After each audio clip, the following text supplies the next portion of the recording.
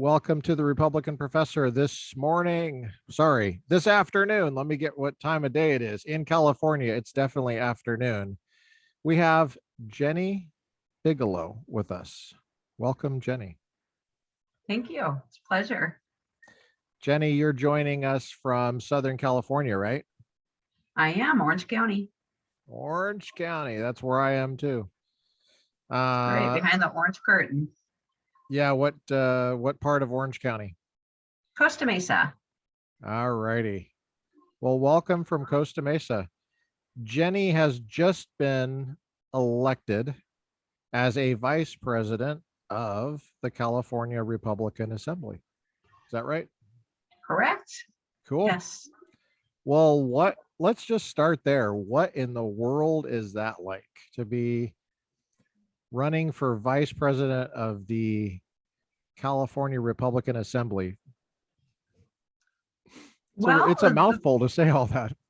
It is. It can be. Yes. So, I'll just start with the reason why I ran is, we have some, really great leaders within the organization. And I have been the president of my chapter for the last few years. And last year, I was elected as a deputy district director in my area. So I kind of got to know the individuals within the organization, some of the leadership, and I could see that with the Republican platform right now and everything been going on since, Joe Biden has taken office is we really need some serious help, and we need strong leaders that are going to be able to, number one, educate the voters and really get more Republicans elected into office. And, a slew of issues that the party seems to ignore, like election integrity, which is a huge part of what our issues are, at least here in California. So, I know a lot of people think the election was stolen. I don't know what I can say, what I can't say on your podcast, but I'm just going to say it is, majority of people they will take it down on YouTube if you say the EF word. We had 3-hour conversation with the film producer and they took it down. He said it twice in 3 hours. Now they put it back up, but just those 2 words alone flagged some kind of robot, like Terminator. So if you want this to be on YouTube, then, just talk around it somehow. Okay, I'll just avoid those few words. So, we have some election integrity issues, and it seems that the majority of people that I talk to they do sense that something went very, very wrong in the election. And it's really something that our party has not focused on here in California, and they, seem to ignore it. So I ran for vice president because we didn't have, in my opinion, some of the leaders in my area that I felt could lead in a positive way. And California Republican Assembly is known as the conscience of the Republican Party. It's what Ronald Reagan used to say about us. And we are a no rhino organization. We are 100% volunteer. None of us get paid. We are the oldest and the largest volunteer Republican organization in the state. We are chartered by the Republican Party, although they don't always play nice with us, for good reason, because we do try to stick to our principles and values. And everything that's been going on lately is they don't seem to be doing that much. So I ran for office because we really need some help here in this area. And I'm hoping to be that person to make change and move the organization forward. And after last year, I watched the CRA grow. We had like a 76% membership growth, and which clearly tells me that, we have some issues in the party, and we have a lot of what you'd call disenfranchised Republicans out there who aren't happy with the direction the party's going. So I thought, okay, well, I'm already a deputy district director. I understand how things work. There are certain things that I see that need to happen within the organization that are not happening. So I ran for office and I won. So here I am. What city were you in? Did you go to a city to campaign, or did you go to some place where you were elected with ballots? Yes, CRA has our annual convention, every Okay. year. And at the annual convention, depending on what year it is, if it's an election year, we do our candidate endorsements. Every chapter gets a number of delegates, and then there's a bunch of at-large delegates. So one of the benefits of CRA is becoming a delegate and having a voice. And it's the delegates that elect leadership and endorse the candidates. So we just held our annual convention in Buena Park at the Knott's Berry Farm Hotel back in March, and I got a list of the delegates, and I was able to campaign, send out emails, and I was also able to give a speech and have a few individuals nominate me for the position. And then I won. Congratulations. Thank you. Yeah, that's where I first met you, was the Costa Mesa Republican Assembly in Costa Mesa, I believe it was. Yes, at the Boatyard, one of our historic properties here. That was It's great. Opportunity Zone as well. And they were getting ignored by our city council because they are our opportunity zone and should have been able to benefit from that. But unfortunately, we have a Democrat majority on the council. And so we did everything we could to support that business. And unfortunately, they ended up having to sell it because of the shenanigans going on with our city council. It's really unfortunate. How does a place like Costa Mesa get run by Democrats at the local level? Unions. Unions. Public sector unions, the fire union and the police union. So the fire and police people vote Democrat. I wouldn't say they vote Democrat, but their unions certainly support the Democrats because those are the people that are signing their contracts, salary increases. So more But of a I pay to mean, play. If the members who live there aren't voting Dem, then who is? Well, that's the unfortunate thing with our fire department. How many people within the Costa Mesa Fire Department actually live in Costa Mesa? Oh, they don't That's live the there. problem. They They don't. serve there, but they don't live there. Okay. Correct. They Gotcha. live elsewhere. And the same with the police. Yeah. There are police officers that do live in the city. Mhm. And just because you're an employee with the department doesn't necessarily mean you agree with what the union's doing. Yeah. And the whole reason that I actually got into politics was because of what the Costa Mesa Police Union had done to our 3 sitting Republican council members. This was back in 2013-ish time frame, where they tried to set up our council members and they actually got caught. That's what got me to pay attention, thinking, wow, something's very, very wrong here. Tell that story if you can. Can you tell it? Sure. Yes. It's they ended up suing and they won, the council members. When you said they set up, what do you mean by set up? Well, there's so the police union, the current Republican council members were going through, and it was, their contract was up, and it comes time for salary increases, and you have to look at the unfunded pension liability and think of what's in the best interest of the city. And unfortunately for the public sector, is we have 80% of our city's budget that goes to pay for our public sector, which is our employees and all of the pensions. And at the time, I believe we had about 240 million unfunded pension liability. So of course that, it's not something that we want to do. We're spending our grandchildren's money for something we have today. Ideally, that if we continue down that route, our city's going to go bankrupt. So it got really contentious. If it's unfunded, then how do the people that are retired, how do they get the money? Is that a stupid question?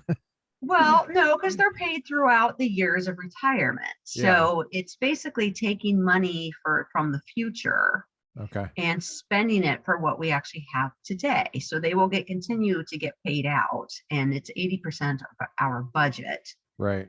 Our city's budget. So that's quite a bit. That leaves about 20% left for, everything else left in our city, which is, our city's aging city and a lot of things we need to do. And those current council members were working on an ordinance called COIN. And what COIN did was bring the negotiations from behind closed doors and put it in front of the public. So everybody then had a visibility. They were able to attend these negotiations and actually see what was going on. Well, of course, the unions don't like that because, they're trying to wheel and deal. And, at the end of the day, all they want to get is their salary increases.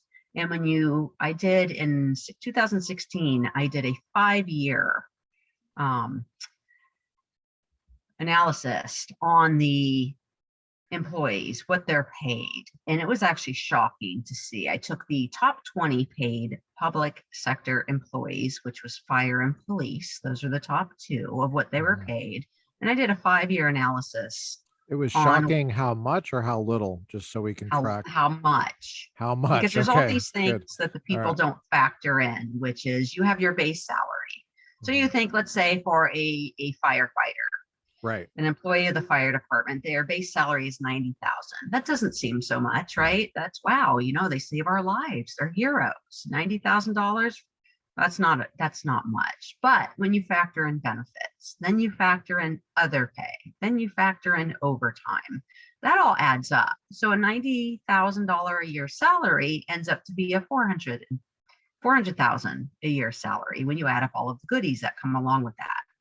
And the abuse of the overtime, which is what gets you, because when a public sector employee retires, they take their total earnings for the last 2 years, and that's how they calculate their pension for the rest of their life. So a $90,000 a year salary adds up $400,000 a year with all the goodies and the overtime. That's actually what the pensions will be paying out. Not the 90,000 for a regular firefighter, not for like the captain or whatever. Correct. The captains go, yes, the higher the level, the higher the salary, the higher the overtime, the higher everything. So it does start to add up. Do the captains get overtime, or is that only for the line firefighters? It's a great question. For management too? I'm not sure on that one. All I know is I just took the top 20 salaries, the highest paid salaries within if you go to Transparent California, that's where you can find all of the data that I had pulled. I don't have that handy to show you, but it was interesting when you start crunching numbers and you lay it out. Yes. 400,000 per person. That's astronomical. Yes, average. I mean, it was average, and that was just the top 20. So it did include captains and chiefs and of course, the police chief and the fire chief are the top paid employees. Man, I went into the wrong line of work. I'll tell you that.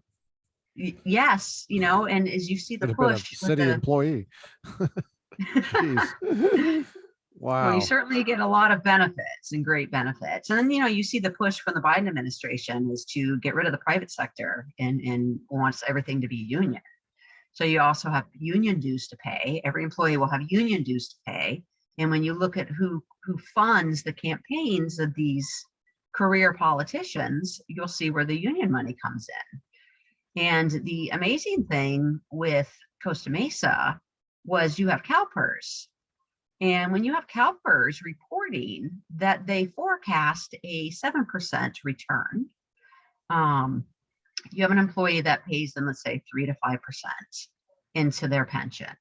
And then who picks up the rest of that? Well, the taxpayers pick up the rest. And when you have CalPERS forecasting, they're going to have a 7% return, which I don't understand where they come up with those numbers. Because if you look at the past 5 years, what the return has actually been is less than 1%. So how do they come up with a forecast of a 7% return? So contracts are usually negotiated based on some of the forecasting. Yeah. And CalPERS, of course, have always come back with a 7% return, but yet the actual return is less than 1%. So who picks up the difference there? Yeah. Taxpayers. So, gotcha. Yeah. So the whole setup with the police union, the Costa Mesa Police Association, was they hired private investigators to go and follow 3 of these council members. They put a tracking device on their vehicles. And unfortunately, there was a Republican council member who claimed to be Republican, but ended up working with the union to try to set them up to get them off of the council. because it was an election year. And of course, you have your mayor, mayor pro tem, and then council member.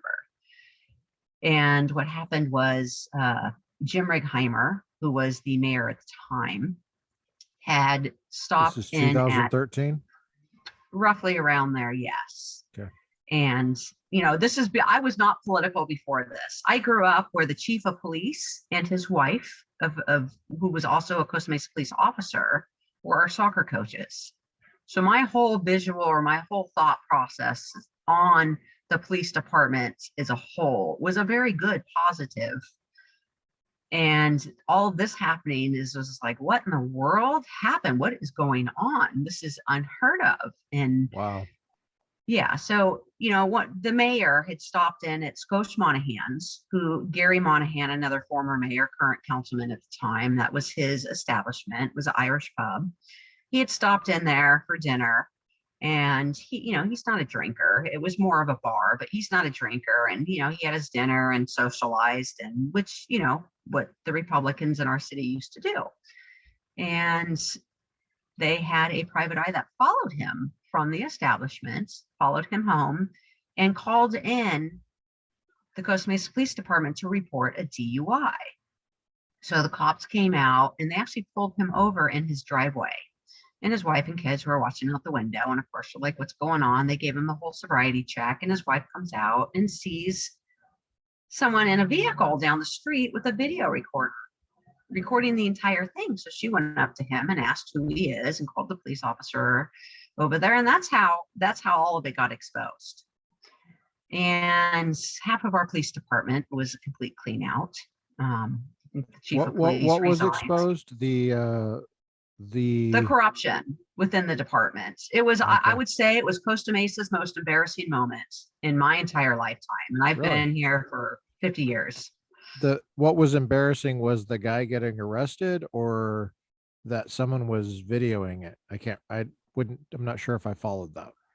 The setup by the police union, who'd hired this private investigating firm to go out. It was the law firm that hired the private investigator to go out and get dirt, and they call it candidate research. That's what they label it as.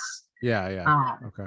And so, they got caught, and unfortunately for them, a couple people got convicted and went to jail. One of them passed away right before he went to jail, but there was a court case. They lost, and our councilman sued, and they actually won a settlement over all of this. The councilman that was arrested sued? The councilmen were never arrested because they passed the DUI. Oh, is that right? Yes, they passed. That's a piece I was missing. Was he? Okay, I got you. Yeah. Okay. So no, the private investigators that did this and put the tracking device on their vehicles, because that's highly against the law. That's Yeah, and then of course the affidavits and the depositions. It's a little odd to pull somebody over in their driveway. That's a little odd. Well, were they waiting for him? Were they waiting for him to come home? Okay. The private investigator was following the mayor, the current mayor at the time, following him home from an establishment, which was, just assumed he was drinking. I gotcha. Exactly. He assumed he was drinking, but he wasn't. He was connecting with people. Gotcha. Aha. Correct. That now it all makes sense, Jenny. It all makes sense. I got you. It's the narrative they wanted to paint, and reading the deposition and seeing some of the emails that they uncovered from the police departments, because at the time there was the president of the police union. His name was Jason Chamness, and who unfortunately is still with the police department. I don't know how that happened, but he's still there, unfortunately. But to be able to get access and read his emails and what they were doing behind the scenes is absolutely disgusting, unethical, and certainly not someone that's upholding the law, of which he swore an oath to uphold. Wow. So, yeah. Crazy. So that's my story about how I got into politics, was that. And then getting close and starting to work on, some of the campaigns of Jim and Steve and Gary. Do you know any of the details when he was in the car in the driveway? Was he just sitting there, or did he not get out fast enough, or what? Well, apparently the PI, and this is all, this is all from what I was told by Jim and, by reading some of the depositions, and what's in there is that this PI was following Jim home. And as he was following him home, he called in to the police department and said he's behind someone that's swerving, and gave the assumption that he was probably drinking, that he saw him pull out of a bar. And, to paint the picture that, Right. here we have someone leaving a bar that is swerving.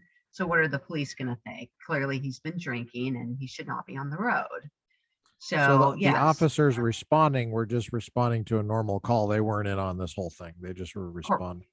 correct. Gotcha. Correct. Yeah. Yeah. So the officer that, I guess caught up to wherever they were driving is Jim was just pulling into his driveway. So all this took place right in front of Jim's house. And fortunately, his wife was home and came out and, saw the person videotaping and went over and started asking questions, and boom, what do you know? Uncovered quite a bit. And So she got the identity of the guy that was videoing it. Yep, he did. Okay. She Wow. did. She's a sharp thinker. She's a quick thinker. Yes. That's Well, interesting. keep in mind that this was back in the time when they're in the middle of contract negotiations, and they were trying to roll out this ordinance that brought in the public. So the public can now see what took place during the negotiations, where before those were done behind closed doors. So the public was unaware of what actually happened. So, Wow. yep. Now, did you read about this in the newspapers? You said you weren't political at this time. I did. I read about it in the newspapers. Yes. Okay. And Did the actually newspapers have the accurate story on it? for the most part, they did. But, it was one of the mayor pro tem at the time. I had worked with him previously at companies. I already knew who he was. I already knew him. I didn't know him. I wasn't close with him, but I knew he wasn't a bad person. I mean, he's everything on the up and up. And, clearly I could see that they were taking the city in a great direction, and we're getting our streets fixed, potholes filled. They were some of these dilapidated buildings, older buildings, they were doing quite a good job on getting some new stuff in our city, something that had been neglected for years before. So I was already seeing with my own eyes the good stuff happening in our city. So Gotcha. this, this is what really got me to think. And then speaking with them and following the case was just like, wow, we have some serious issues. I had no idea that the police union and the fire unions were even political. I had no clue. I didn't know the difference between the union and the department. I had no idea. Wow. So that's a big wake up call there, Jennye. Yeah. And then I started going to council meetings and paying attention. And then of course you have Facebook. So Facebook, you have all these community groups, and someone had added me to the Costa Mesa Facebook group. And I started watching and observing, and I could see some of the elected officials like, Mesa Water, Jim Fizzler. He's been a director with the Mesa Water for quite a while. And, I could see the way that he was being attacked in these groups and the narratives that were being thrown out there. And I was just, wow. So I started asking questions and, doing my own research and finding out and making my own conclusion on things. And, I was really surprised. I was surprised at how contentious it was. I had no idea how nasty and dirty politics was. It's brutal. It's interesting. I wonder to what extent how local politics is actually where all the action is in American politics, in terms of what is supremely odd and interesting if people knew about it. I don't know. We focus on the state, we focus on national politics, but if we don't know this is going on in our backyard, then how much less do we know about what's going on in Washington? It's kind of humbling. It is. It's interesting. It can be very intoxicating too to someone that's new to it. And the most important thing is what I tell the rest of my board is leave your feelings at the door, because it's not about how you feel. It's about what is happening right now. and what's in the best interest of the community, and who's going to be working for us instead of, that's the problem with elected officials nowadays. They forget that they actually work for us. When you say you're bored, who do you mean? What do you mean by that? My other board members of the Costa Mesa Republican Assembly. Okay. Because how is that group run? How is it? Is there an executive? Well, I'm the president. There's a president, a vice president, secretary, and treasurer. And we've added some more positions because last year we grew our chapter. We had a 325% growth with our chapter last year. And it's because of what happened in the 2020 election. People were wide awake and they want to know what was going on. And we were being very vocal about it. And we were out there recruiting and just promoting our organization. And we had some really great events, and which brought, in my opinion, put us back on the map and brought some attention to California Republican Assembly and what we stand for and what our mission is. And people seem to like it. And being upset with the Republican Party here in our state is they needed a place to go. They needed someone that was going to speak on their behalf, and help work for them. Yeah. So, with our board, without ceding ground to the Dems. Correct. Right. And there's a lot of infighting in our party. Sure. And that's why I always say, leave your feelings at the door, because it's not about you. It's about the greater good of the community and the state, the county. How many members of the California Republican Assembly are there? Or I don't know if is it membership? I don't even know. Like, how many people are involved, do you think? Well, that's a great question because we've grown so much. I can't answer that. But what I can tell you is the end of last year, we grew so much, 76% growth, that we had to actually up our platform because we didn't have any room to add any more members. So we had capped out. So we had to move up. And now we are up over, I think we're almost at the 3,000 mark, but we're opening up chapters left and right. Like I have 3 chapters right now in the works just here in Orange County. Oh, really? Wow. Yeah. So it's what are those? Can you say? Well, there is one that is in the Ladera Ranch, Rancho Mission Viejo, Costa de Casa, Rancho Santa Margarita, that area, where at one point in time there used to be a chapter there. I was going to say, there's not already a chapter there? What the heck? There used to be, but they ended up just going inactive. And that's, one of the reasons that I joined CMRA was because of our mission and our principles and values and what we stand for. We do truly work for the people, and we really are the conscience of the party. And we try to do the right thing by the people, of the people, by the people, for the people. That's really what CRA is about. And when you say unfortunately, oh, go ahead. No, unfortunately, I'll admit that CRA as a whole was a dying organization. It really was. And, it was very clear to me when I first started in 2019. I got involved with being on the board. I was asked to be on the board because the gentlemen that ran it before were in their 80s and early 90s. And, it was time for them. How do you get to be on the board? Who makes that decision? Well, I had been asked to get involved. And so I did. And then, we have our annual elections, and during the annual elections, all of our members come in and they get to vote. So how does one become a member of you're talking about CMRA at this time? For my chapter, yes. Yeah. Okay. That's Costa Mesa Republican Assembly. Correct. You go to cragop.org and you click join.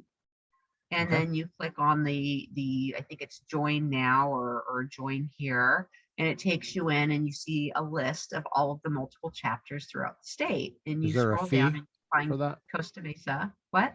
Is there a fee for that to join? It's $25 for an annual membership. Okay. Yes. And you got to pay the bill somehow, right? You got to put the website up. Yeah, exactly. And that's the thing, is we're a volunteer organization, so we're not making money off of membership, and it's only $25 a member. It's an annual membership. Is there a test you have to pass, like true or false, the Second Amendment? It means that the government can take your guns away. Well, we have 14 principles. Is there any? Up. Okay. You do have to be a registered Republican. That's one of the requirements, and you have to agree to the 14 principles of our organization. And, and that's pretty much it. Obviously, if you're, we do validate people. So if you are not a registered Republican, then of course that's going to cause a problem for you, as you won't be able to be a member. Do you keep the $25 for wasting your time? Well, that's a good question. That's something, I'm new to the CRA board at this capacity, so I'm not really sure what happens. It appears to me most people are honest, within our organization. So we don't really come across that. Right. There is one that I did see recently that I know in my city that they didn't join my chapter. They joined as at large, but I see their city is Costa Mesa, and I know who the individual is, and I know that this individual is not a registered Republican. So I just brought that up recently and forwarded it off to the CRA board, and we'll see what happens with that. It's possible they did just recently change their registration, but I know in 2020 and 2021, they were not a registered Republican. Okay. Well, it's interesting. So now with the CMRA, the Costa Mesa Republican Assembly, you said there's a board. How many board members are there?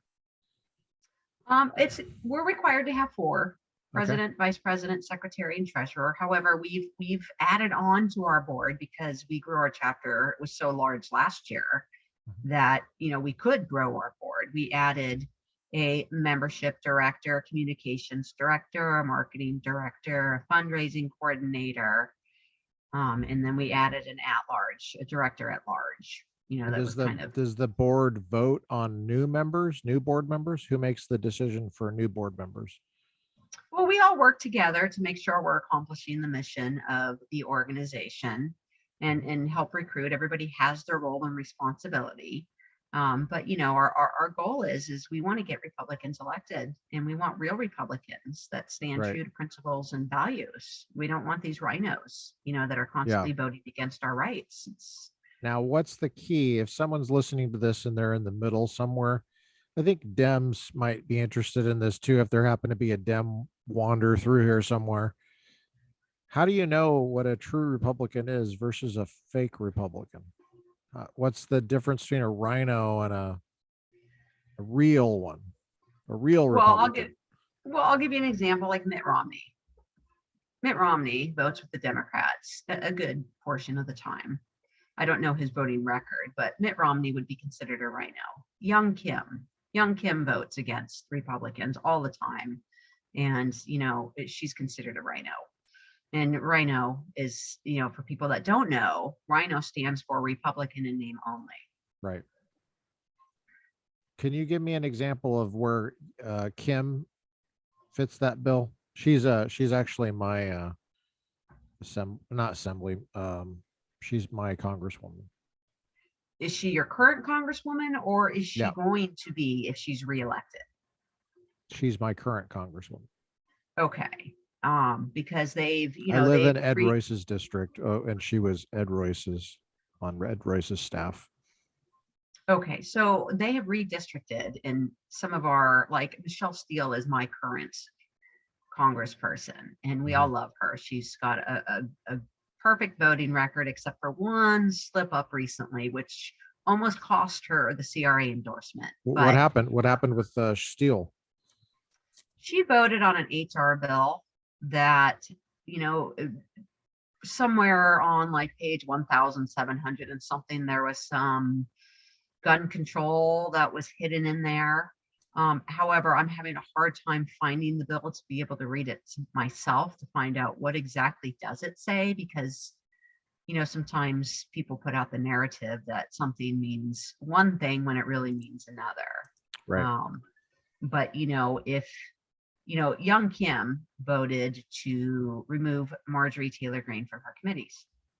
And that is a problem because Marjorie Taylor Greene is one of the strong Republicans and obviously supported by President Trump. Young Kim is an anti-Trumper and feels that the party in California should be distancing themselves from him, which, I'm a common sense person. When you have a Republican telling other Republicans to distance themselves from the one Republican who received the most votes in American history, clearly there's something wrong there. So common sense would tell Republicans otherwise. but she also voted to censor Trump. That was another big one. And there she voted for the vaccine database, which was very recent. And then she also voted for the vaccine what? Sorry. Database, which would fund a database to track people that, the COVID vaccine, to track who has it and who hasn't received it. So, and with everything going on nowadays with COVID and the way they're using that to, roll out this authoritarian dictator type tyranny with the people, the last thing that the people want is to be tracked in some database, whether they've been vaccinated or not. Because if you see some of the requirements that they've rolled out, OSHA and in some of the, federal, where they're requiring someone to even be employed by a company to be vaccinated, even if they have natural immunity to it. And there's no scientific data to back up that, that policy. So, the things like that people look at is being a Republican is we want less government. Steele was Steele on the right side of those issues for you? She had 100% perfect voting record, and I don't want to knock her for voting on the HR bill, because I am unable to find the bill itself to read what in the world people are talking about. I was not aware that Steele and Kim disagreed on anything. I'm surprised to hear that.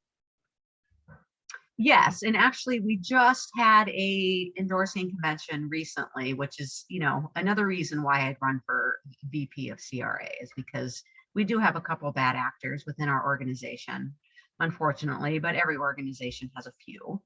And they, manipulated and did things with our endorsing convention, trying to get votes to come out in a certain manner, which is obviously against what our organization's about. Is we're about the people, of the people, by the people, for the people. It is our membership, our delegates, that actually dictate who the endorsements go to, not leadership. We don't dictate that. We can make recommendations, but right. We had a countywide local endorsing convention that had been called recently, that in a couple of the districts, I was the temporary chair. I was the highest ranking state officer. So I had the authority to call the convention for certain districts. And a couple of our other chapters, same thing. Some other state officers, that was, they try to take that away from us and call their own convention, which they had no authority to do so. And long story short, they had this convention, they had to null and void some of the endorsements because they didn't have the authority to do that. We held our own convention, allowed our delegates to actually live in the district to make the decision on who got the endorsement.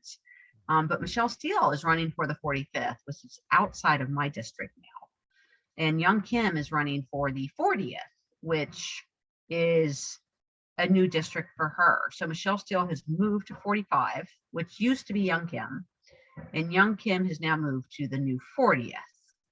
And so, okay.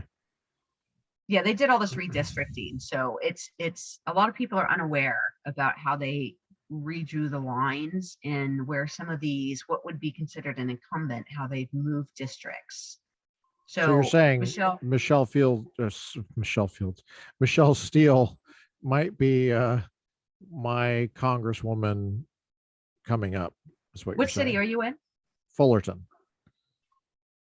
Okay, so yes, the 45th has a chunk of Fullerton. So depending where you're at in Fullerton, she would be. Okay. So most likely she is going to be your representative. Now, for me, her current congressional seat is the 48th congressional district. But since they've redistricted, my new district is now the 47th congressional district. Oh, okay. And I wish Michelle Steele would have stayed here. Because you like her. Ran. Yes, we really like her. Okay. In my opinion, I don't care about your personality. I know her personally. I know who she is, and I know what she's about. Not as well as I know Michelle. I do like her husband, but I believe he is the Republican National Committeeman for California. So he may be seen as more of an establishment person. But since I know them, I don't think he is. But as far as Michelle goes, I really only pay attention to her because she's my representative. Sean's Yeah. not. Okay. So Michelle is she Korean or is she Vietnamese? she is. She's Korean. She's Okay. Korean, but she Oh, yeah. speaks multiple languages. So All right. Okay. yeah, so she's So now down in 45 district. And so it was the Fullerton chapter was one of our chapters that was involved in this local endorsing convention. Well, the one that they had called on March 26th that they did null and void on some of the districts, well, they didn't adjourn with a sin die, which left the loophole that they could recall the convention if the temporary chair of that district wanted to. okay. So he did. He recalled that convention, which we had last Saturday, and I was asked to attend that convention to make sure no more shenanigans took place, because that's what happened at the March 26th convention. And I'll tell you, the delegates, they drilled her on that HR bill that she just voted on, and they were adamant that it has gun control. And she did try to explain herself, and I did pull her aside privately and ask her about that, because I've had several people reach out to me about it. But show me the proof. What does it actually say? What are you referring to? What did she vote on? Right. But I still have yet to actually see that. Okay. So I owe Michelle a phone call so she can explain it to me. She did say that the NRA did support that bill. So I'm going to give her the benefit of the doubt that the NRA did support it, which, now how do you know if a local candidate is a rhino? Because these are national candidates. These are congressional candidates. Those issues are a little different. So when something is hyper local, well, actually just local, how do you know what your go-to for discovering a rhino?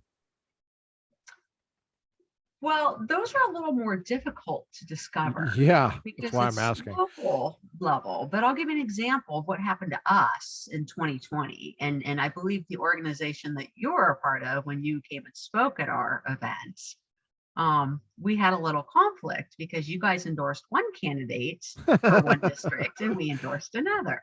Oh, is that right? I think I missed that. I wasn't aware. Yes, you guys had endorsed Jeff Pettis for city council. Oh, I remember that. I remember that now. And we had endorsed another candidate. I'm not going to name names because I'm, my goal is to not. We don't need names, just social security numbers. What's the socials? Yeah. The social address, date of birth, driver's license. Just their fingerprints. That's all we need. And this is one of the things is, I'm not perfect, and I was new to being president, and it was right in the middle of an election. I became president because our existing president decided to run for office. So per our bylaws, I succeed to president since I was the vice president. Well, I had absolutely no clue what I was doing. So I just, I took the recommendations of people that had been involved with my chapter for many, many years. And I rolled with it. And I see now what a mistake that was. Because what ended up coming out on October 20th, right before the election, I was sent a video by a Costa Mesa Republican of our endorsed candidate marching in the BLM protest and what BLM and was that one of those deep fake videos, or was it real? No, it was real. It was absolutely real. It was real. And then of course, hold on, Jennye, are you saying you don't like black people? Is that what you're saying? Are you a hateful person, Jennye? No, I'm not saying that at all. Of course not. I don't see color. When you say BLM, you mean Bureau of Land Management, right? They were having a big that's protest. What I mean. Gotcha. No, I mean Black Lives Matter. It was very contentious. During 2020, it's I should I'm not going to explain it. Everybody should already know as we watched our cities burn. And did your candidate win or lose? Well, we ended up splitting the vote. Oh. And I have to say that Jeff Pettis is actually got involved in our organization shortly after that election. And, we kind of had that come to Jesus moment is, we made a big mistake. We did not vet our candidate. And, shame on us for doing that. And I'll tell you, that's one mistake we'll never make again. Well, it's hard. It's hard to vet a candidate. It's hard to do that. Sometimes yes. And sometimes they don't tell you. They don't help you very well. They want no, to. as a matter of fact, our candidate, she flat out lied to us. She hid a lot of things from us, and we're very specific with our candidates. Tell us everything. Give us all of your dirty laundry, because it's going to come out at some point, and we need to know how to address it. And of course, we were not told about a lot of things, and yeah, it's we learned the hard way, and we ended up splitting votes that election. We were, embarrassed, and but right after that election is, and this is to answer the question about how do we know about rhinos locally. Yeah. Well, this is the example of how we know about rhinos locally, is this person ended up to be a rhino. Come to find out that this person changed her voter registration to Republican. I believe it was on June 4th or June 5th. And I do have proof of that now. I didn't at the time.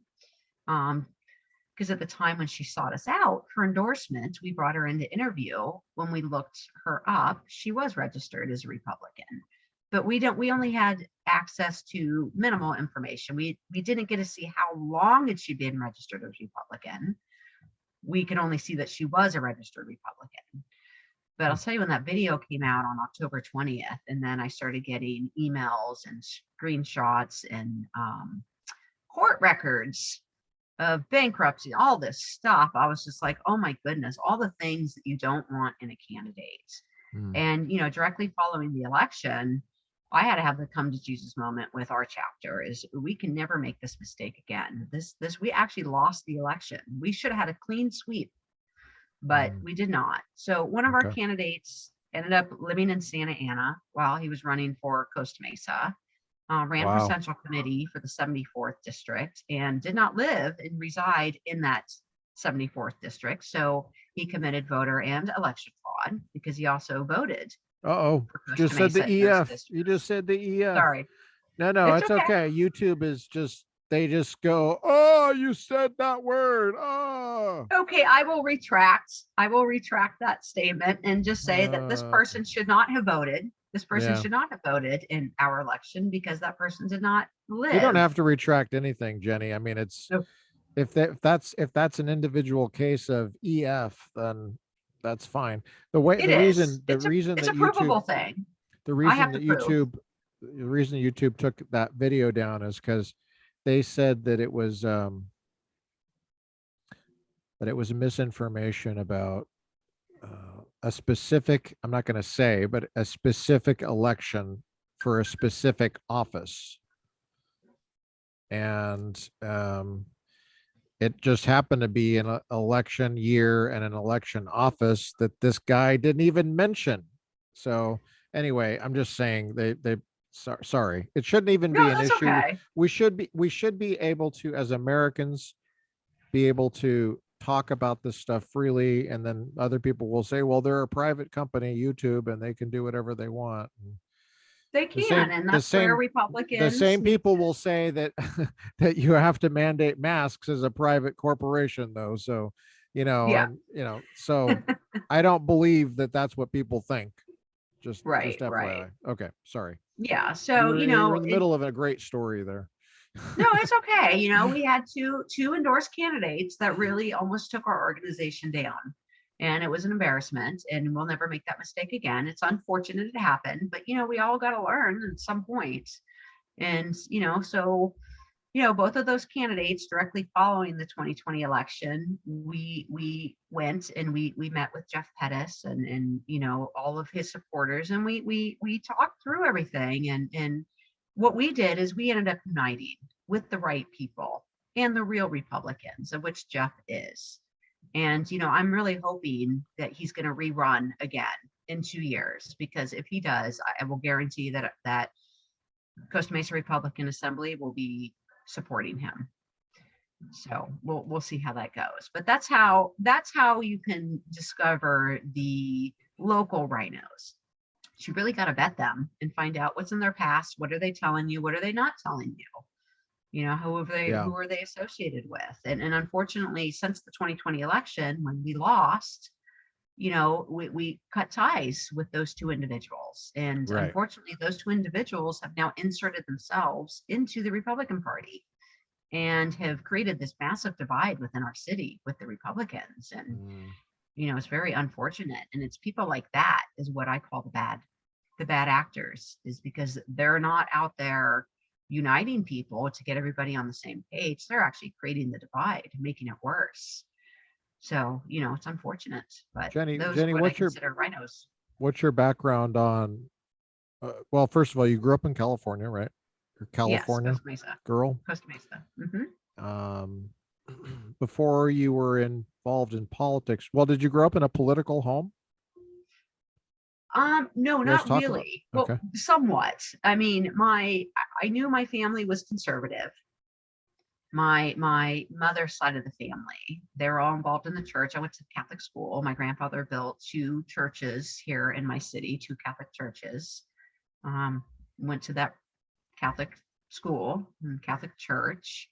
My grandmother was a servant of the community. She started the mobile meals here in the Newport Mesa area, and you know, which ultimately turned into the Meals on Wheels program. It was the same thing, but back in that time, there was no such thing as Meals on Wheels. So she was the head dietitian for Hoag Hospital.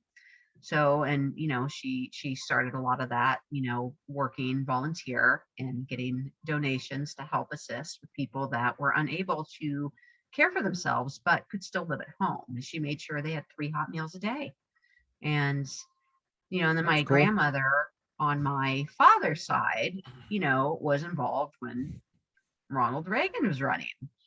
And, you know, that was a big deal to me. That was my first look inside of politics, even though I was, you know, young and a little naive there. But, you know, my grandma was involved with his campaign. And so I just knew Ronald Reagan was the good one. I you know, I couldn't vote yet, but So you grew up in a Republican home.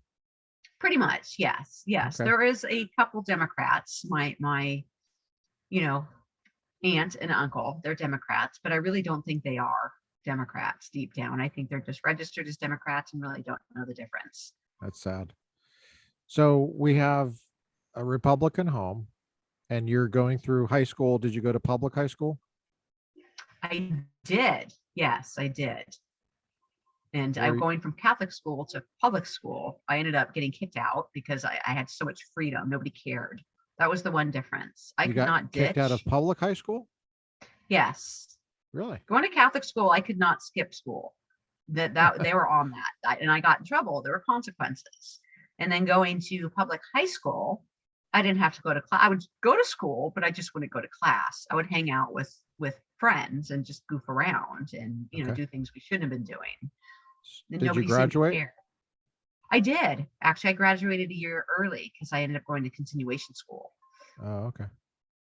So, did you go to college? some college. I don't have a degree. Okay. However, my career and what I've built for myself. What's your career? I am a consultant for a very well-known, very large software company. I don't want to say the name because, you know, I don't want my career to be taken from me. Okay. And what kind of consulting do you do? I am a project manager for, it's pretty much property management. So I work with, do student housing, all the implementations, upgrades, you know, new clients, basically building up their databases, getting all of their data from their previous systems and bringing it into our system. And then, of course, working with all the different teams because we have a bunch of different ancillaries and making sure everybody's working together and the client's happy with all of the goodies we have to offer. How long have you been doing that? It was my 7th year. How did you get involved in that? Okay. I was on the client side before I actually came to the company. So I was on the client side I started off as an accountant working in this Really? Wow. system. Yeah, it was property management companies I worked for, and I was an accountant. And then I got hired at the time, the company I work for now was their largest client, CBRE Global Investors. I worked for them for 5 years, is working in IT, and I was the analyst. So I was kind of the liaison between accounting and IT, made sure that, we produced what accounting needed, and was kind of liaison there because IT doesn't know accounting and accounting doesn't know IT. So I was kind of the techie person that knew accounting. How did you get trained up with that? Without college, or did you get that in college?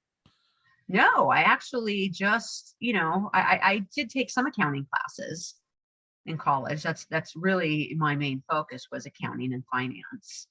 And so I have all of the knowledge just without the piece of paper. So Okay. you wouldn't know that I didn't have a degree unless I told you. Was it all on the job, or were you an intern? How did you get the knowledge? How'd you Yeah, get the I training? started back in my early 20s. I was a receptionist at a company, and they could not keep accounting people. And so I would always help them with some of the accounting stuff, and they could see quickly that I understood the stuff. So they brought me in, and I started as an accounts payable person. And then I started taking classes and started doing more in accounting. And then, of course, then I became a project accountant, doing, construction draws and for very large properties and investments and funds, and got to learn that as an accountant. And then I got hired on at CBRE Global Investors in the IT department. And that's pretty much what blossomed me into where I am today. I was working on the client side and knowing everybody within my company already, because they had to support us because we use their product. And the opportunity came about, and I wasn't going to resist it because I love this company. I love the product, and that's how I got involved. What's the key been to your success?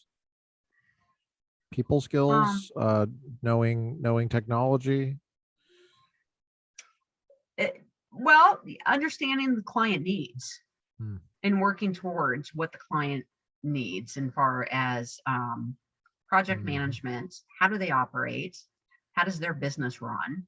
Yeah. Trying to make sure that our product can accommodate their business process.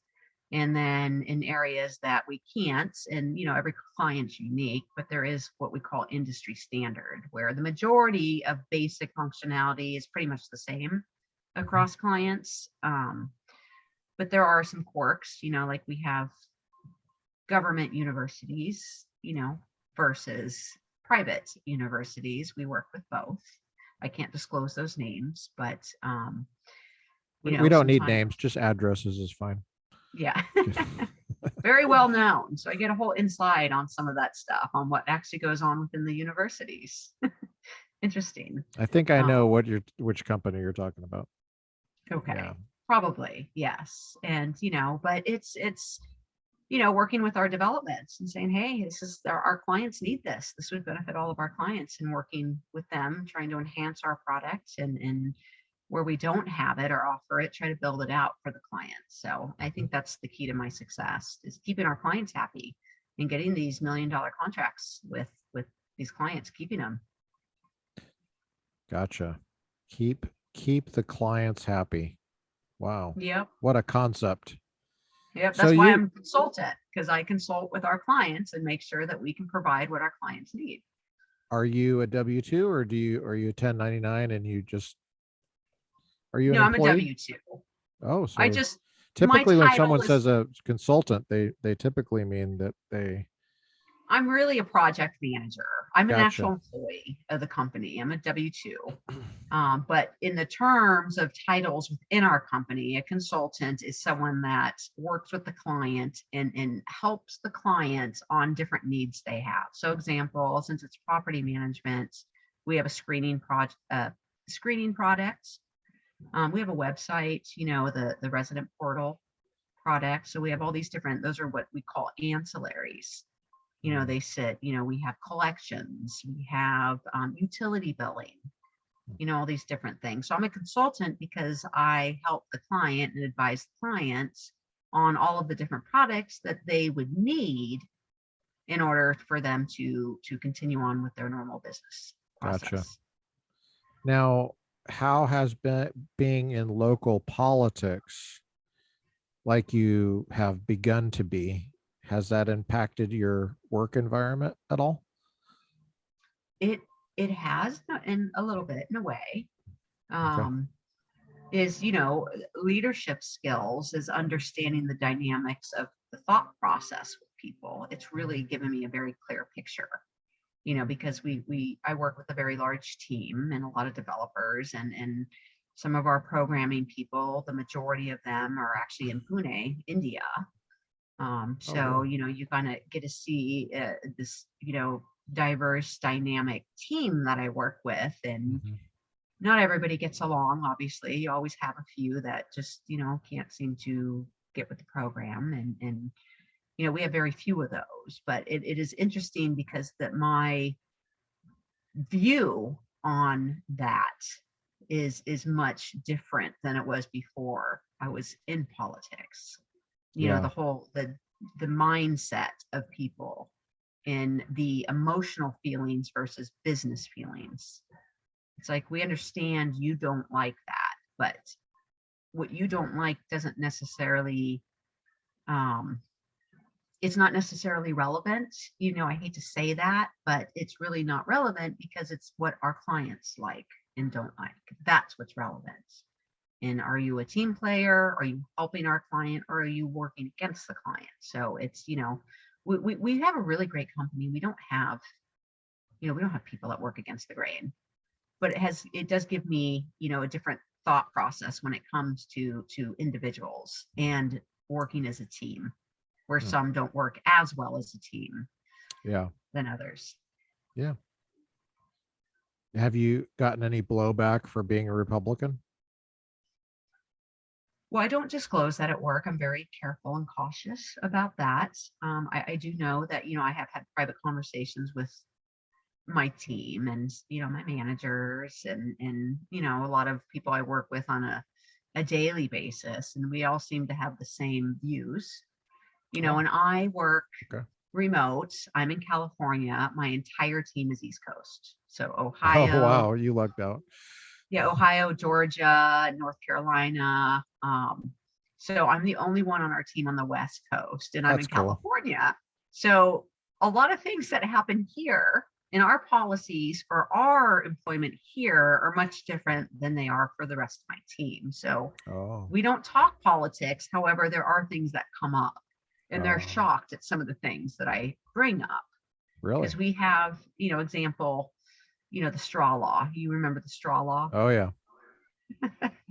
It was a joke. It was such a joke. And so they start asking me questions about that. And at the time, one of my clients was in Memphis. So I would fly out every Monday, because we're implementing them every Monday, and come back every Friday. So I spent an entire week in Memphis with one of our clients, and they were coming out to California to one of our company's conferences. And they were asking me about plastic straws. Are they allowed to bring them? Should they bring their own straws? It was kind of a joke. So, even though we're not political, we don't talk politics with our clients or team members, things like that do come up. That's a really good example. Because of California. Yeah, because we're so ridiculous over here.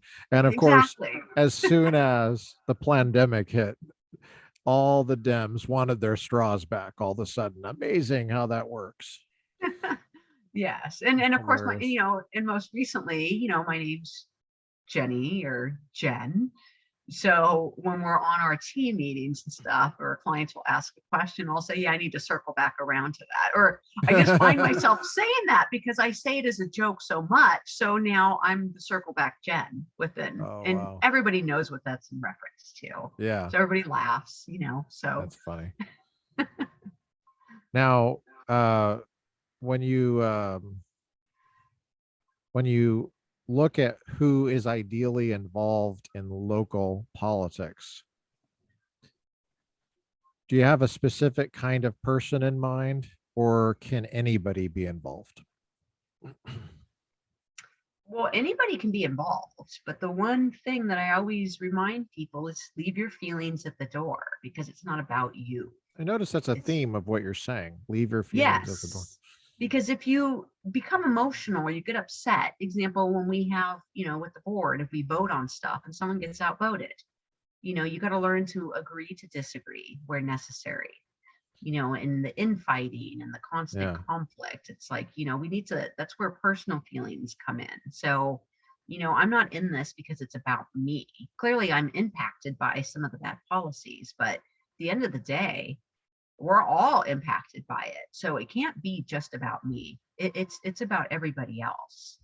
And I'm So part of you're the talking about your CRA. own feelings, or are you talking about other people? Yeah, my own personal feelings. There's, Mhm. sometimes there's personality conflicts. Certain people just don't get along, and it doesn't matter what, they're never going to get along. They just don't like each other. But it Mhm. doesn't mean that one's right and one's wrong. Right. It just means agree to disagree. You see it one way, they see it another, but at the end of the day, are we all achieving the same goal? Would If you we say all have that? the same goal, then Yeah. What would you say is the hallmark? I'm assuming you like grassroots stuff. yes, because What it's do you, about the people. yeah.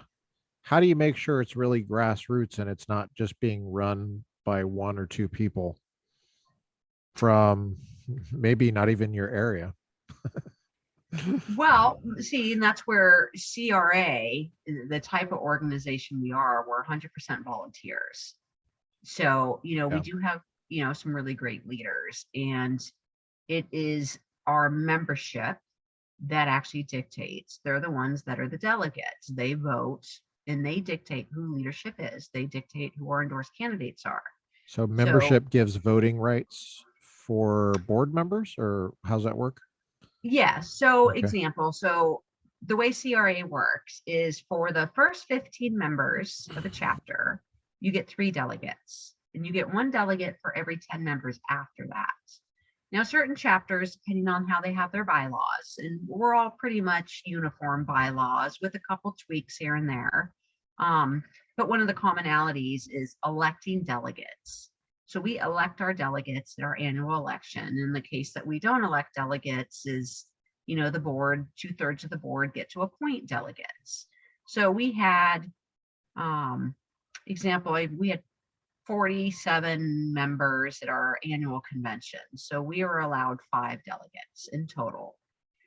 So I'll send an email out to all of our members asking if anybody's interested in being a delegate, because we had not elected delegates. Asking if anyone's interested in being a delegate, because we want it to be about the people. Hey, here's your chance to have voice. And, sometimes we get responses, sometimes we don't. And for the people that do respond, is I make it a priority to make sure that these people who are interested and who have not been a delegate before, let them have an opportunity to have a voice. And Mhm. so, that's where we, as far as California Republican Assembly go, and even the local chapters, is it is not the leaders that make the decisions or dictate. Sorry, my dog is barking. We have roofers across the street. So We're fans of dogs here on the podcast. yeah, she's my guard dog. If it was a raccoon or something, we would probably have to cut the interview off. But Yeah, no or if it was a raccoons. rattlesnake, yeah. But it's a dog, so you're good to go, Jennye. Yeah, I'm and she's assuming your conservative. dog is pro Second Amendment. She is Okay, absolutely. guns and Yes. dogs. Yep, she bites the legs, and I'll take the upper torso. Jennye, you're in terms of a chapter. How does a chapter get started, and what's the first step in that? Well, a chapter, in order to be a chapter, you need to have 15 members, 15 people. Okay.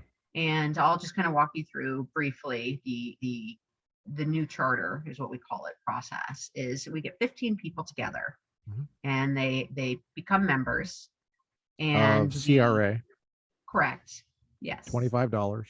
That whole thing. yep. Okay. And you have 15 people. Like right now, I have one down the Ladera Ranch chapter.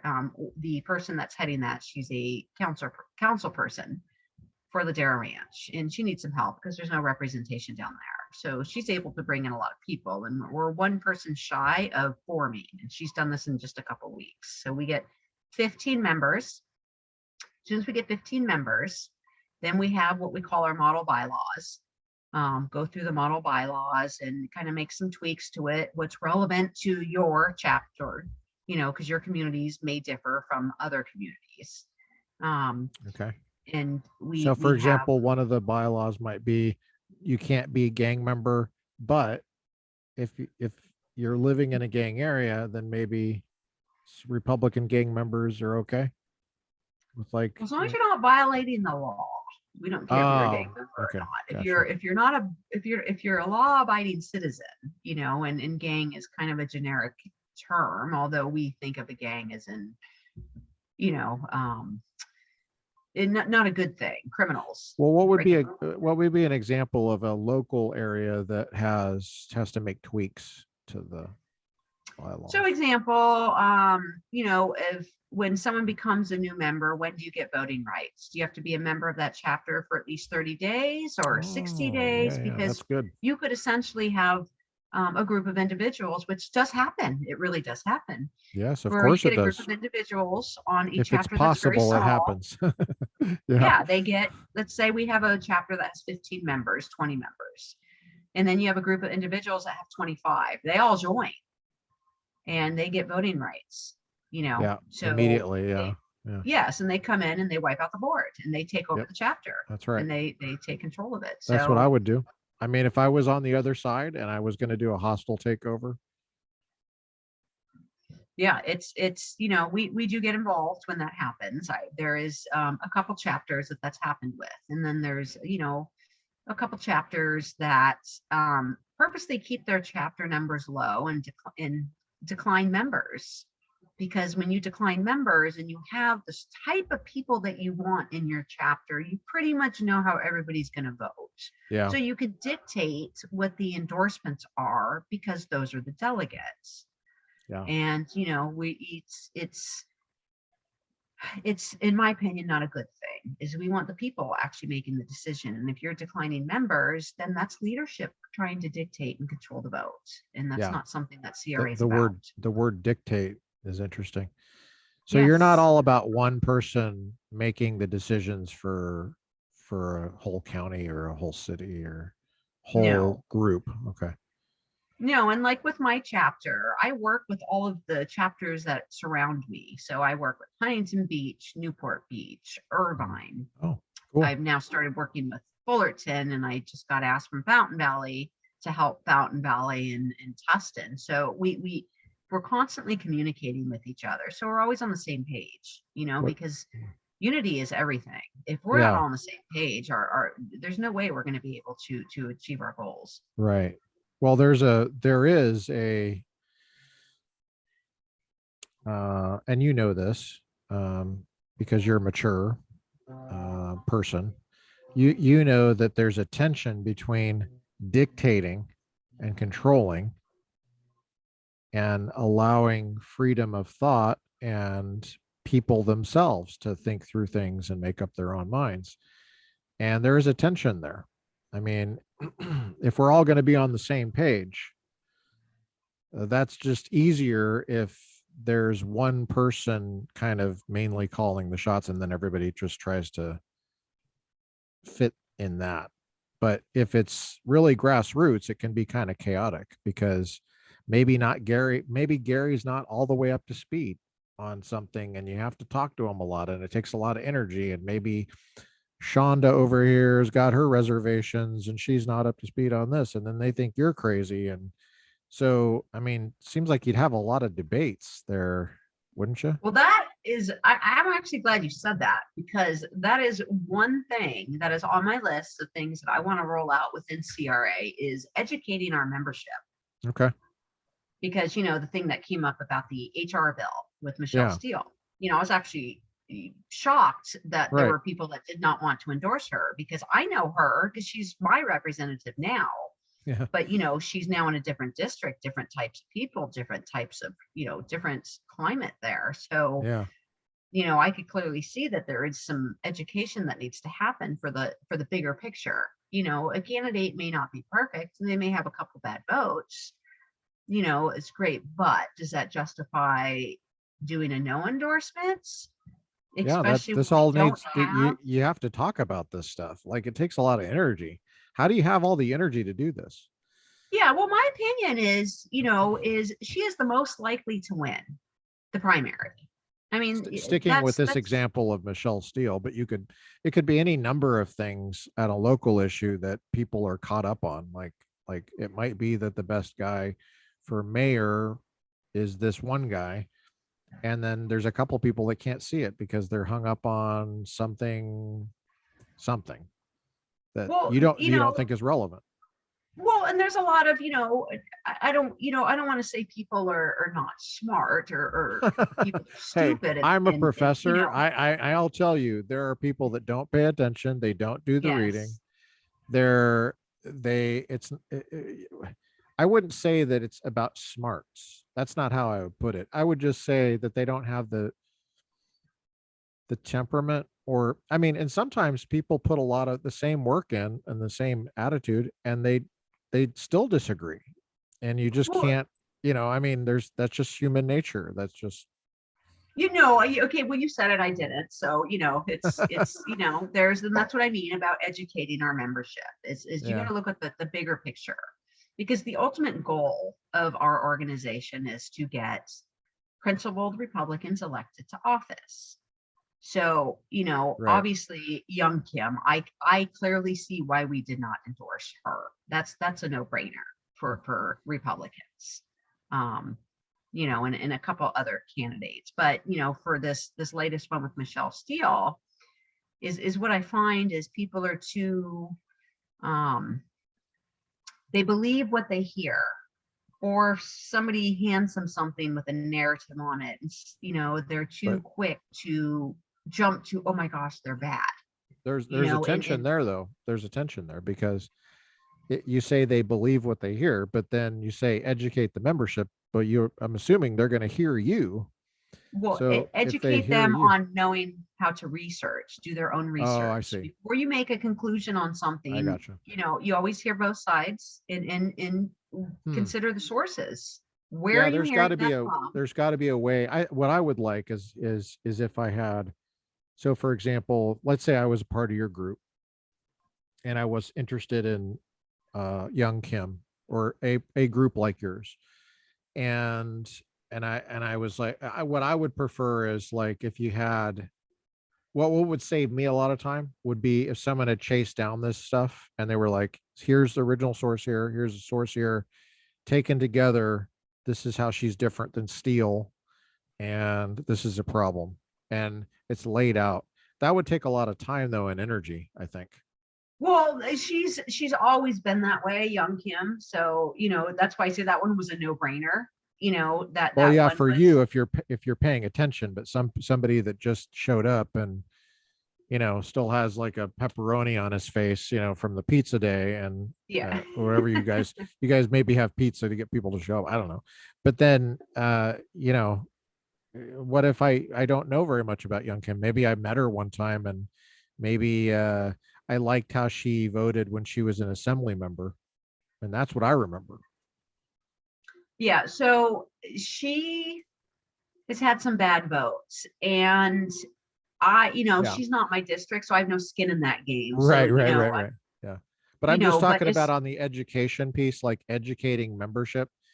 yeah. If there was you were saying you were in the software business, if there was some way to kind of coalesce the relevant stuff that you could easily access, boom, boom, boom, boom, and take a look at, wouldn't take very long. Um, Well, but it takes a the long time to, education, yeah, yeah, the education goes to, the Michelle Steele's, the perfect scenario is,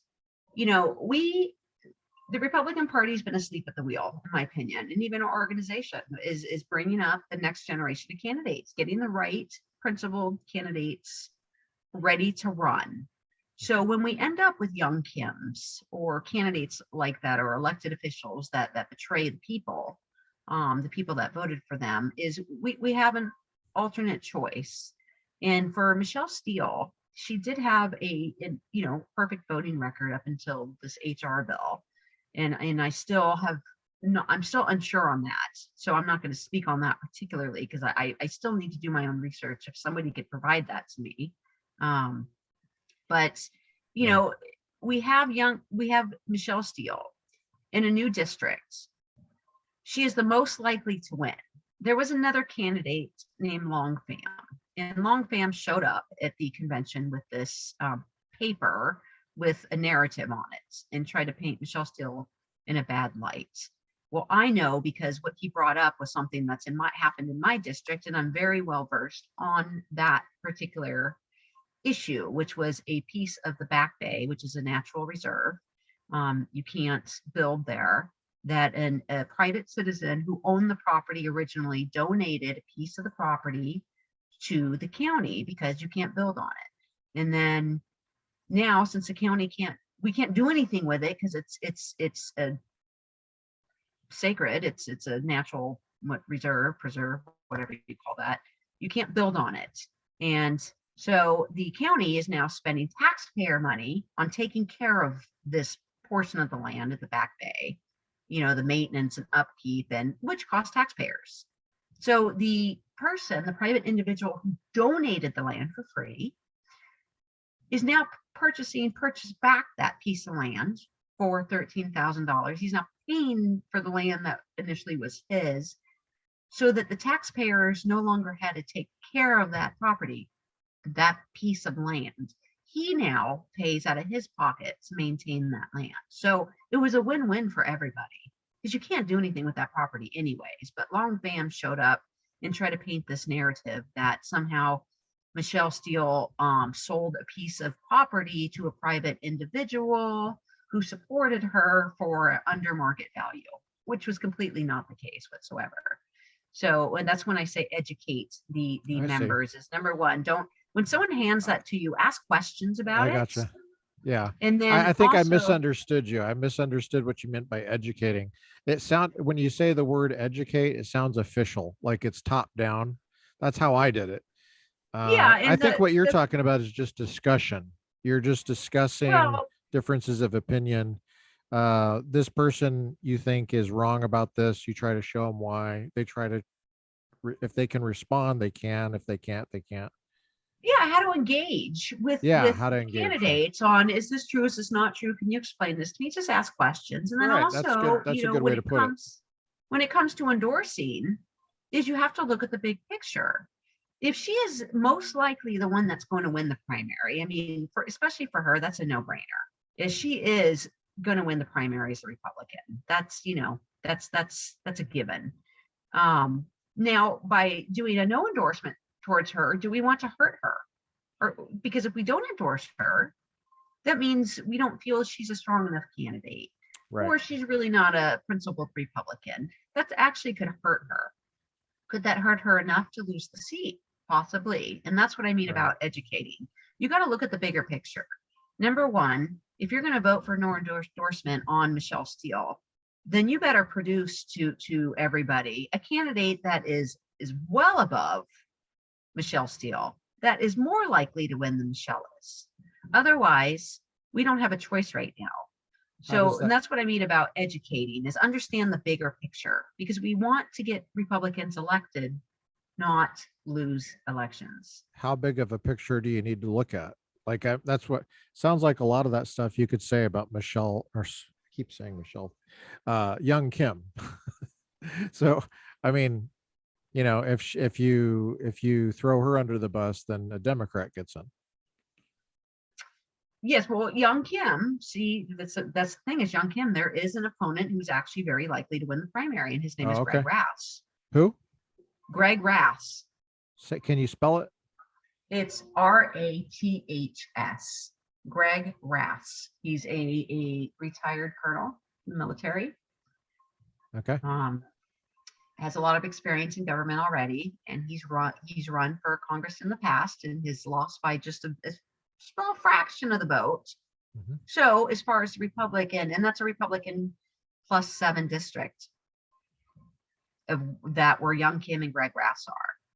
So the county party doesn't like Greg Grass because he's not a do as you say kind of. He's a real principled Republican.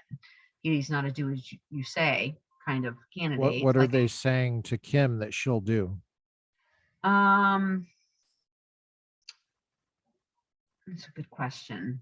You caught me off guard with her, but she, falls in lines with campaigning the message to get out there. Greg is all about America first, where young Kim is an anti-Trumper. And when you're in a Republican +7 district, I guarantee the majority of Republicans in that district are support President Trump. So, well, she won and Trump didn't. Well, she won, but she won in your district. Right. So this is different. Correct. She's moved districts. So gotcha. Greg actually had, Greg had made a comment during the California GOP endorsing meeting, which I was a fly on the wall. So I got to attend that, and I got to see some very disturbing things from our state party. But Greg Grass was on that, and he actually said flat out is if young Kim stayed in her district and ran, she would probably re-win. She would win her re-election. Michelle Steele, she stayed in her district, which is my district. She has a likely chance of winning. And then that leaves the district 40, the new 40, which is Greg Grass. He obviously has the best chance of winning there. So because of the shuffling around, moving young Kim and Michelle Steele into different districts, Greg Grass got boxed out. And for someone that's in the know, that has been around in the party and countywide for several years, understands the whys and the whats behind that. And our county party has been a complete failure to Republicans here. And no offense to them, but they clearly are not.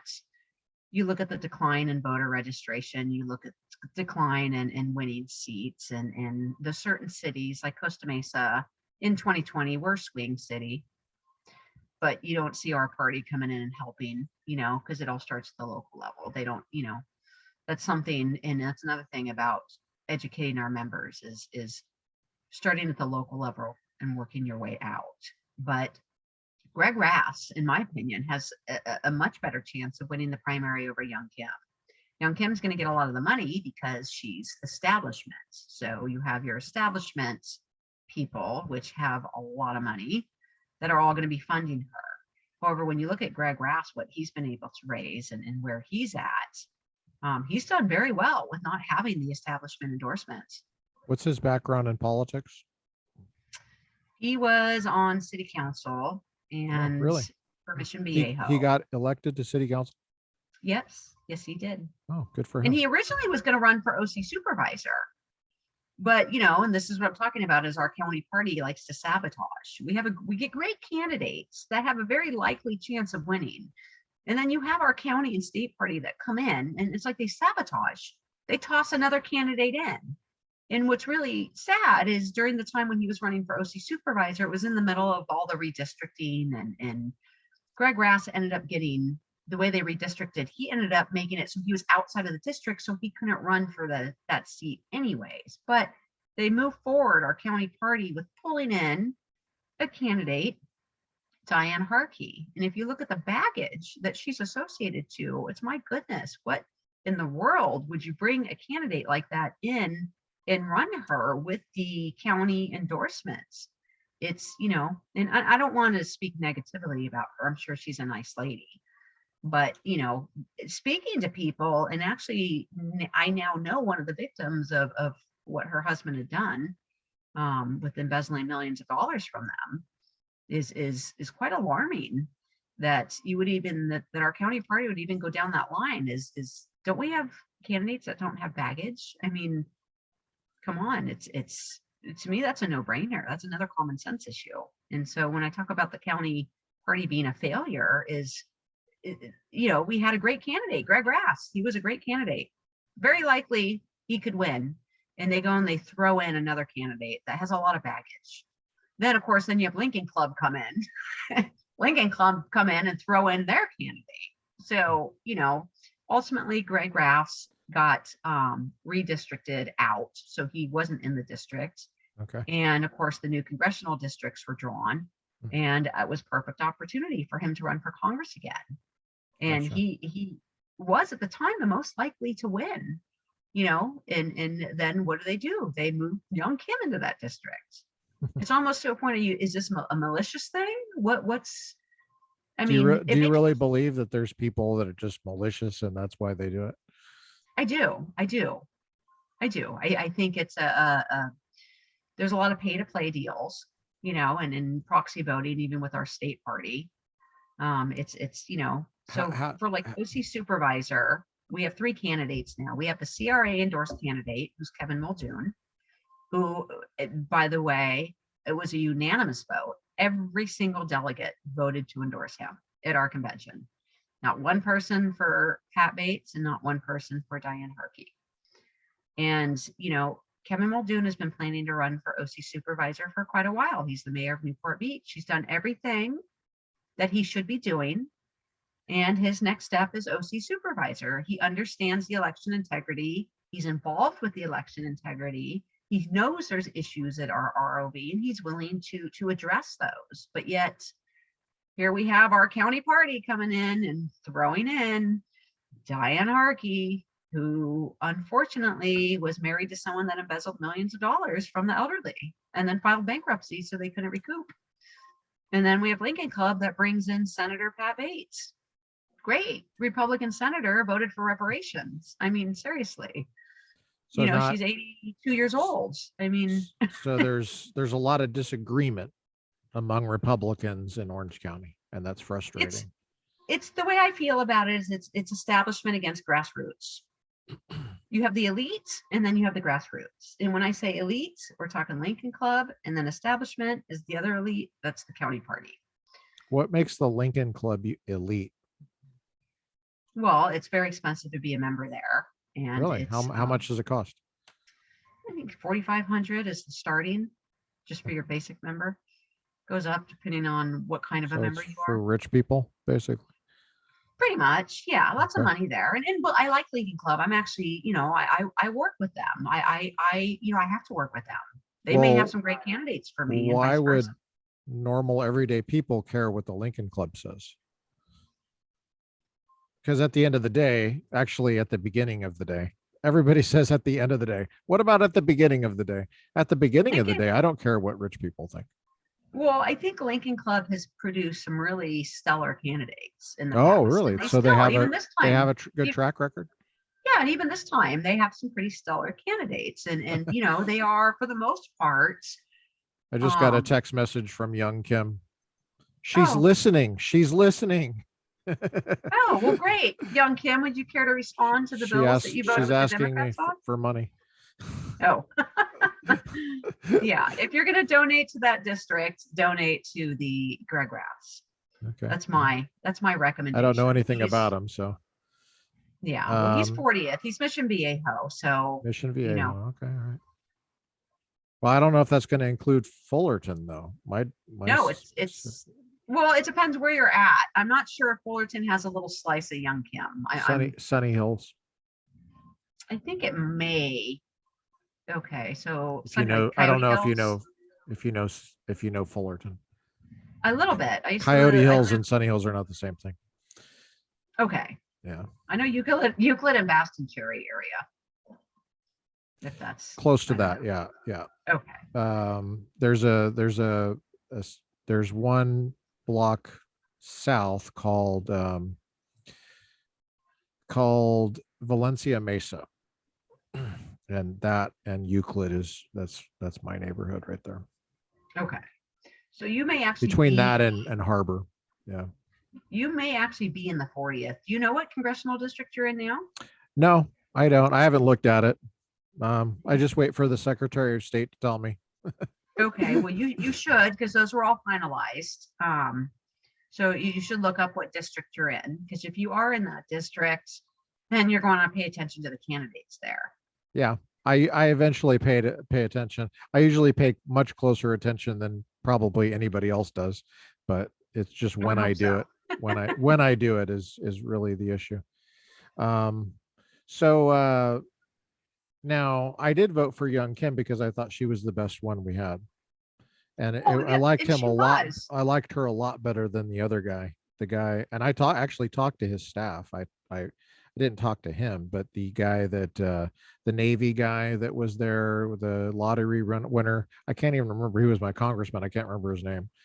Um, but he his staff, man, they were just a disaster. Holy cow. I grilled his staff at the farmers market. They were set up at the farmers market. I could not believe it. I wrote about it on Facebook.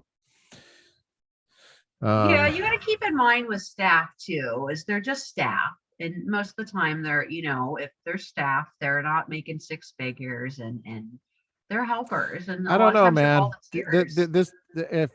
If it was me, I would have fired all of them because of that exchange right there. Because I just asked them about gun control, Oh, yeah. and Well, they said basically it came down to we're not allowed to have nuclear weapons as people, as citizens. That's the government's right to have nuclear weapons, so therefore I can't have a pistol to protect myself. That was yeah, basically their, and I wrote about it on Facebook. It got shared a bunch of times. It went very viral. We interesting. had a viral moment. But yeah, it was, and they were rude too. And I was not rude. I was a very nice person. I came up and I said, I'm a Republican. I appreciate the American flag you have here. I was actually a little bit surprised they had an American flag. But he was served in the Navy. So I was like, okay, well, I guess maybe that's why he has the American flag there. And I said, what do you guys think of concealed carry? And um, yeah, they were, their reaction to that was so that, first of all, they became rude, and um, it was subtle at first and then it became worse, I think. And all I was doing was asking questions about what they thought about concealed carry, and I thought it was a little odd that their first comparison was to like nuclear weapons and tanks and bazookas and stuff like that, which is fine. I mean, compare it to whatever you want. I don't, to me, it seems like it's very, after you do the comparison, a small pistol that you can put in your purse is quite a bit different than nuclear weapons, which I don't think of as a defensive weapon in the same way as a small pistol. But anyway, that's what happened Yeah, there. well, at the time, she was the most likely to win, and nobody had any idea, because I'm assuming at Gil the time her Cisneros. voting. I just Gil Cisneros. That was his name. Yeah, Okay. yeah. And she voted against the assault weapon ban when she was in the assembly. So I think the Second Amendment is actually very. Sometimes it can be very quick way to figure out a person's views on proper government power. Because if you look at the Yeah. Second Amendment and you think that's all of the other Bill of Rights are about individual rights against the government, and then you get to the Second Amendment and you think, oh no, that all of a sudden confers rights on the government. Well, there's a reason why I'm like, there's a Second no. Amendment, and there's a reason why it's number two. So, Yeah. that's where the common sense comes into play. So, Jennye, how many hours a week do you spend on local politics? well, Do you want to say? I Is it haven't added that up, but I will okay? say that I do work full time, and Hmm. every spare moment outside of my work hours is spent in politics in some That's capacity. that's a lot. It is. What would It you say the is. mostly what you're doing? Discussing things with people, organizing, glad handing. What are you It doing? ch- it it changes from week to week, month to month. Okay. Um, before it was building up our chapter, getting ready to start getting people to be walking and getting ready for our endorsing convention and getting ready for the primary. So, we have a primary, we have multiple candidates, so we'll see who makes it through the primary, and then my focus is going to be on making sure that the candidates that made it through the primary actually have support, boots on the ground, because we need people knocking on doors, talking to people, inviting them in, meeting the candidates, donating to the candidates, at whatever the candidates need, is where our focus is going to be. Jennye Biggelow, Vice President of the California Republican Assembly, just elected. Did you take office immediately when you were elected? I did. At the conclusion of the convention, I did. Yes. Cool. We thank you for coming on and just sharing a lot of your expertise on local politics. It's very enlightening. Well, thanks for having me. It was a pleasure. Thanks for being so transparent. Of course, anytime.